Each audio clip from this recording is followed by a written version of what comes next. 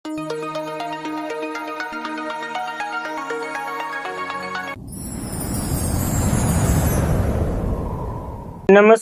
ગુજરાતના અધિકારી મિત્રો, આજે આપણે 11 એપ્રિલ 2026 નું મોસ્ટ ઇમ્પોર્ટન્ટ કરંટ અફેર એની સાથે જીકે અને જીએસ વિશે ચર્ચા કરવાના છે। તો ખાસ કરીને ચેનલ ઉપર નવા હોય તો ચેનલને સબસ્ક્રાઇબ કરી લેવી, વિડીયો પસંદ આવે તો લાઈક કરવો અને તમારા મિત્રો સુધી અવશ્યથી આ ક્લાસ શેર કરી દેવો। તો ચાલીએ આજના ઇમ્પોર્ટન્ટ ક્લાસની આપણે શરૂઆત કરી દઈએ। તો 8મો પોષણ પખવાડિયા 2026 દેશભરમાં ક્યાંથી ક્યાં સુધી ઉજવવામાં આવી રહ્યો છે? તો 9 થી 23 એપ્રિલ દરમિયાન આ પખવાડિયું મોસ્ટ ઇમ્પોર્ટન્ટ બાળકો માટે, કારણ કે બાળકોને જે પૂરતું પોષણ મળે એના માટે જ આ પોષણ સપ્તાહ છે। 8મો પોષણ પખવાડિયા સપ્તાહ જે 2026 દેશભરમાં ઉજવવામાં આવે છે। મહિલા અને બાળ વિકાસ મંત્રાલય, હવે આના મંત્રી કોણ છે? તો અન્નપૂર્ણા દેવી છે। એ મંત્રાલયે દેશભરમાં 8મા પોષણ પખવાડિયા 2026 ની ઉજવણી શરૂ કરી અને પોષણના મહત્વ પર ભાર મૂકવા માટે આ એક પોષણ પખવાડિયું ઉજવવામાં આવે છે। 9 થી 23 એપ્રિલ સુધી યોજાનાર આ પખવાડિયું જીવનના પ્રથમ 6 વર્ષના જે મગજના વિકાસને મહત્તમ બનાવશે એના પર ધ્યાન કેન્દ્રિત કરશે અને સ્વીકારશે કે બાળક ખાસ કરીને પ્રથમ 1000 દિવસમાં મગજનો વિકાસ, શરીરનો વિકાસ અને એકંદરે સુખાકારી માટે મહત્વપૂર્ણ છે। અને વૈજ્ઞાનિક પુરાવા સૂચવે છે કે 85% જે વધુથી એટલે કે 85% વધુ જે મગજનો વિકાસ થાય ને એ 100 વર્ષની અંદર જ બાળકમાં થઈ જાય। તો હવે આમાં જ પછી પોષણ ને બધી ઘટતું હોય તો બાળક ક્યાંથી વિકાસ થાય? દેવાત ખબર કે નહીં પડે। તો એ ટાઈપનું છે, તો આપણને યાદ રાખવું।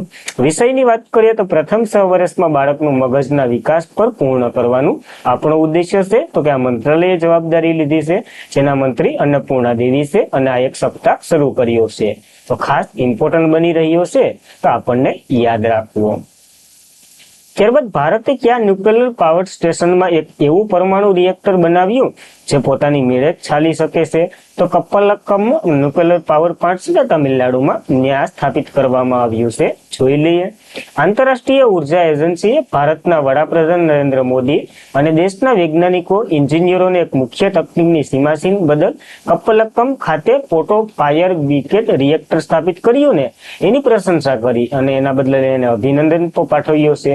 તો આંતરરાષ્ટ્રીય સ્થળે નામના છે, તો કયું આર્ટિકલ ઇમ્પોર્ટન્ટ થાય એ તો તમને ખબર જ છે। ભારતે એક એવું પરમાણુ રિએક્ટર બનાવ્યું જે પોતાની મેળે ચાલી શકે અને ભવિષ્યમાં વધુ બળતણનો ઉત્પન્ન કરી શકે।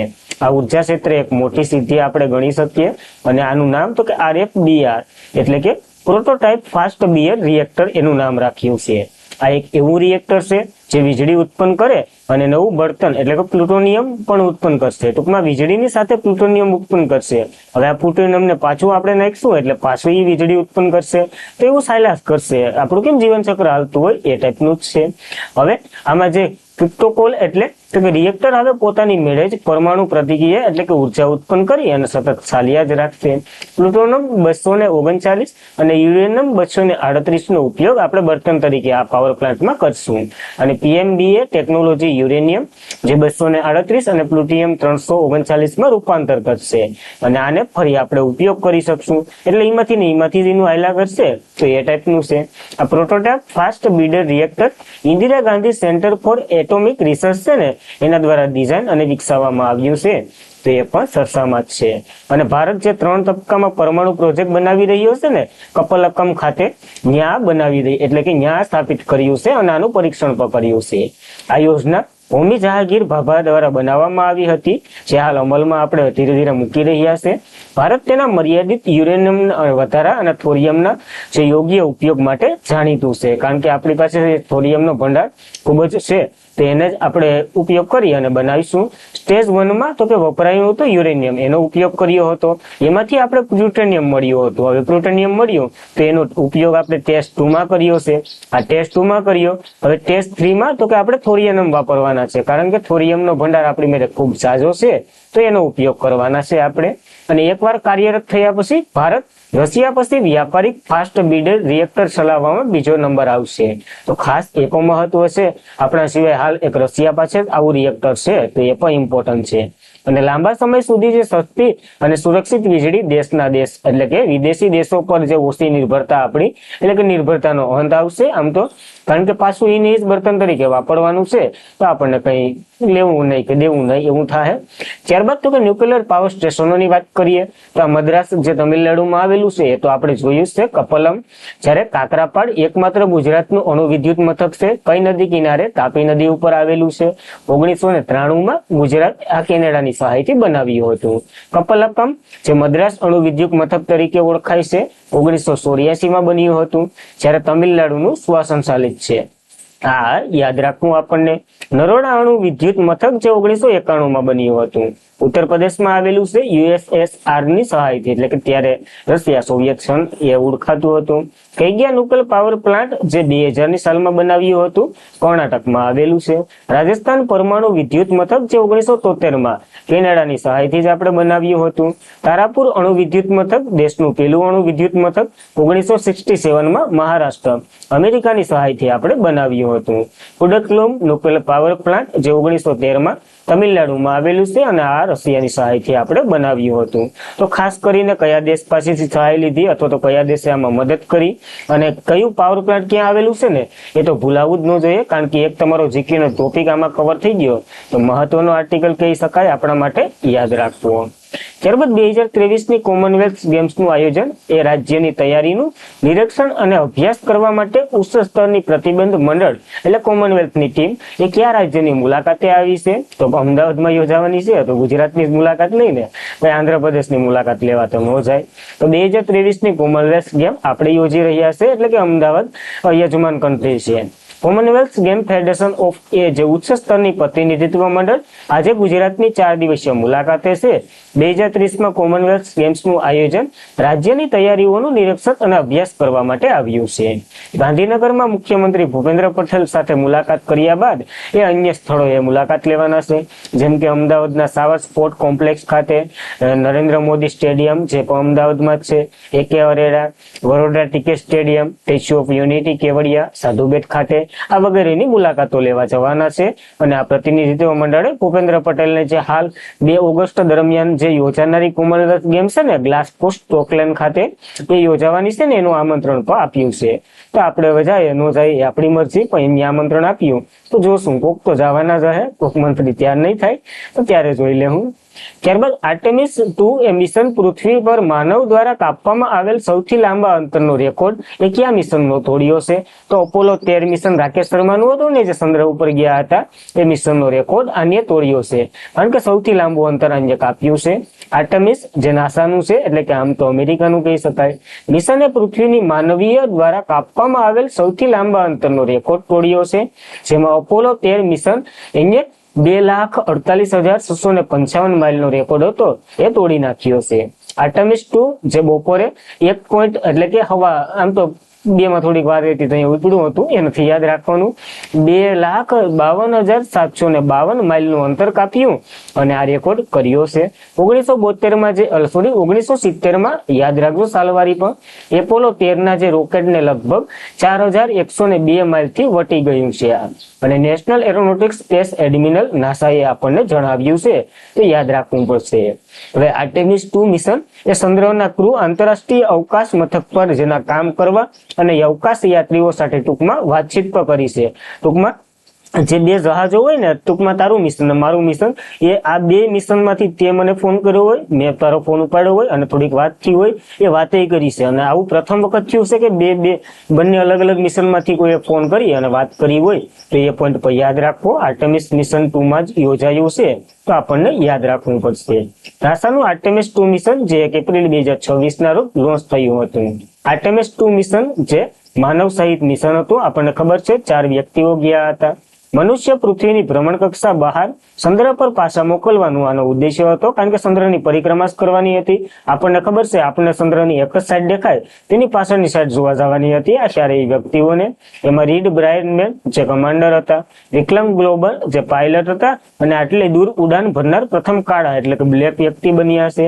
ક્રિસ્ટન કોસ જે ચંદ્રની આસપાસ ફરનારી પ્રથમ મહિલા બની છે, કારણ કે રાકેશ શર્મા જે 1970 પછી કોઈ યુદ્ધ નતું અને આ મહિલા છે તો આપણે આપણને કેવા પ્રશ્ન પૂછાય એ તો ખબર જ છે. જેરેમ હેટરી આટલું એટલે કે આગળ વધનાર પ્રથમ બિન અમેરિકન એટલે કે કેનેડિયન વ્યક્તિ બન્યા છે. તો ખાસ માહિતી યાદ રાખવી. આર્ટેમિસ મિશન જે નાસા દ્વારા લોન્ચ કરવામાં આવ્યું હતું 1 એપ્રિલ 2024 ના રોજ ઇમ્પોર્ટન્ટ છે આપણા માટે. ત્યારબાદ કેગના જણાવ્યા અનુસાર કયા રાજ્ય અથવા તો યુનિયન ટેરીમાં 697 માંથી 518 તળાવો કાં તો ગાયબ થઈ ગયા અથવા તો ઓછા થઈ ગયા એટલે કે લુપ્ત થઈ ગયા છે. આ રેકોર્ડ કેગે આપ્યો અને જમ્મુ કાશ્મીરનો રિપોર્ટ છે ખાસ મહત્વ ધરાવે છે આપણા માટે. માર્ચ 2022 સુધીમાં એટલા સમયગાળામાં ભારતના તળાવોનું સંરક્ષણ અને વ્યવસ્થાપન પર કંટ્રોલર એન્ડ ઓડિટર જનરલે તાજેતરમાં જ અહેવાલ મુજબ જમ્મુ અને કાશ્મીરમાં 518 તળાવો હતા, જેમાં 77% કાં તો અદૃશ્ય થઈ ગયા કાં તો સંકોચાઈ ગયા. ટૂંકમાં જો આ ટાઈપનો ખાડો હોય તો એમાં પાણી શોષાતું હોય, તો આ પાણી શોષાય એટલે એ પાણી જમીનમાં જાય. હવે અહીં ખાડો ન હોય, આને બુરી દઉં તો પાણી ડાયરેક્ટ આગળ પાછળ વયું જ જવાનું છે, તો શહેરોને જ નડવાનું છે, બીજા કઈ નહીં થાય. તો આવા નાના મોટા તળાવોની વાત કરેલી છે આમાં. જમ્મુ કાશ્મીરમાં કુલ 697 તળાવો હતા, જે 45% 315 તળાવો અદ્રશ્ય થઈ ગયા. ટૂંકમાં એટલો વિસ્તાર રહ્યો છે. અને આ તળાવો 80 તળાવો જે 25% વન વિભાગ અધિક્ષેત્ર હેઠળ હતા એ પણ લુપ્ત થઈ ગયા. 235 તળાવો જે 75 મહેસૂલી વિભાગ અને કૃષિ અધિકાર ક્ષેત્ર હતા એ પણ લુપ્ત થઈ ગયા. તો આ બધી માહિતી માંગી છે કે આ લુપ્ત થવાનું કારણ એ તમારે પૂરું પાડવાનું છે. તો મહત્વ ધરાવે છે આ કેગનો રિપોર્ટ. હવે કેગ વિશે વાત કરી લઈએ તો controller and auditor general of India એનું ફૂલ ફોર્મ થાય છે. આની સ્થાપના ભારતીય બંધારણની કલમ 148 થી 151 હેઠળ કરવામાં આવી હતી. વર્તમાન આપણા કે સંજય મૂર્તિ છે 15મા નંબરના એન્યુઅલ રિપોર્ટ આપ્યો છે. આનો કાર્યકાળ 6 વર્ષ અથવા તો 65 વર્ષ જે વહેલું પતે એ હોય. નિમણૂક રાષ્ટ્રપતિ કરે છે. મહત્વના કહી શકાય, કારણ કે જો રાજ્ય સરકારની ખાદ્ય હોય ને એના આંખ અને કાન આને ગણવામાં આવે છે કેગને. અને જે શું કહેવાય આ લોકશાહી છે એટલે ભારતના લોકોના તો કે શું કહેવાય તિજોરીના રક્ષક પણ કહેવામાં આવે છે. તો ઘણા એના નામો છે, 2-3 યાદ હતા તો તમને કહી દીધા. તો ખાસ ઇમ્પોર્ટન્ટ બની રહ્યા છે. તો હવે આ કેગમાં બંધારણનો આર્ટિકલ છે તો આને બંધારણીય સંસ્થા કહેવાય, વૈધાનિક સંસ્થા કહેવાય કે બિન બંધારણીય કહેવાય કે બિન વૈધાનિક કહેવાય. બે સમાનાર્થી શબ્દ છે, તો તમારે કહેવાનું છે કઈ સંસ્થા કહેવાય એ આપણા માટે. જમ્મુ કાશ્મીરની વાત કરીએ, કેપિટલ શ્રીનગર છે અને જમ્મુ પાસે લેફ્ટનન્ટ ગવર્નર મનોજ સિન્હા છે, સીએમ તો કે ઉમર અબ્દુલ્લા છે. તો ખાસ આ બેઝિક માહિતી આપણને યાદ રાખવી.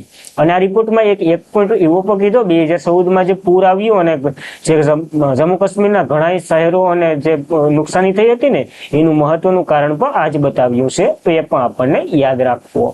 ત્યારબાદ કયા શહેરમાં ભારતનો પ્રથમ ખગોળ સાંસ્કૃતિક મહોત્સવ યોજાયો છે? તો આનું આયોજન નવી દિલ્હીમાં થયું છે. ઇમ્પોર્ટન્ટ બની રહ્યો છે. કેન્દ્રીય રાજમંત્રી હર્ષ મલ્હોત્રા એ આ શનિવારે નવી દિલ્હીમાં કોન્સ્ટિટ્યુશન ક્લબ ખાતે આયોજિત એસ્ટ્રો કલ્ચર મહોત્સવ કોન્ક્લેવનું ઉદ્ઘાટન કર્યું છે. આ દેશનો પહેલો આટલો મોટો કાર્યક્રમ હતો જે સંપૂર્ણ જ્યોતિષશાસ્ત્ર અને ભારતની સંસ્કૃતિ પર આધારિત હતો. દેશભરમાં જે જ્યોતિષશાસ્ત્રીઓ, વિદ્વાનો, સંતો અને સંશોધકોએ આમાં ભાગ લીધો હતો. કારણ કે અત્યારે જે મોબાઈલને આધુનિકરણ છે એમાં આપણે જ્યોતિષશાસ્ત્રને તો લગભગ મૂકી જ દીધું છે. જ્યોતિષને પ્રોત્સાહન આપવા, લોકો વિશે માહિતી લેવા અને જ્ઞાનની નવી પેઢીને આ માહિતી પુગાડવા માટે આ યોજાયો હતો. આ કાર્યક્રમ આધુનિક સમયમાં જે જ્યોતિષ અને ભારતીય પરંપરાગતને ફરીથી લોકપ્રિય બનાવવા માટે યોજાયો હતો. તો મહત્વનો હતો, પ્રથમ વખત યોજાયો તો દિલ્હીમાં, યાદ રાખવું.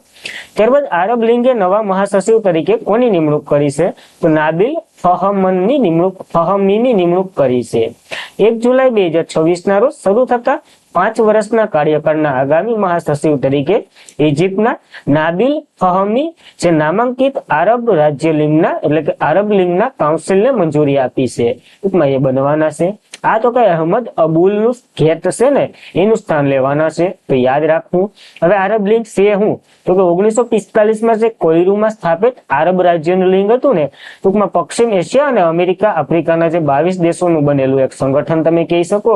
ઇમ્પોર્ટન્ટ છે. બીજા વિશ્વયુદ્ધ પછી ભૂ રાજકીય ફેરફારો અને પૃષ્ઠભૂમિ એલેક્ઝાન્ડ્રિયા પ્રોટોકોલ અંતર્ગત આ 1944માં થયો હતો આ પ્રોટોકોલ, અને આની રચના કરવામાં આવી હતી આરબ લીગની.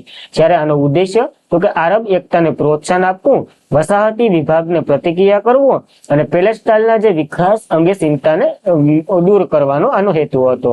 ટૂંકમાં એક સંગઠન કહી શકો, યુનાઇટેડ નેશનલ છે એ વગેરે વગેરે જેવું સંગઠન હશે. તો આમાં ટૂંકમાં આરબ સભ્ય હોય ને એટલે કે આરબ દેશ જ ભાગ લઈ શકે છે. તો એ ટાઈપનું છે, તો આપણને યાદ રાખવું. ત્યારબાદ કયા શહેરમાં ત્રિસેવા સેમિનાર રણસંવાદ યોજાયો છે? તો આનું આયોજન બેંગ્લોરમાં થયું છે. રણસંવાદ જોઈ અને રાજસ્થાન તરફ ન ભાગી જતા. ત્રિસેવા સેમિનાર રણસંવાદ 9 થી 10 એપ્રિલ 2026 દરમિયાન બેંગ્લોરના એરફોર્સ ટ્રેનિંગ કમાન્ડ ખાતે યોજાયો છે. આ આવૃત્તિ કેટલામી છે એ તમારે કોમેન્ટ કરવાની છે.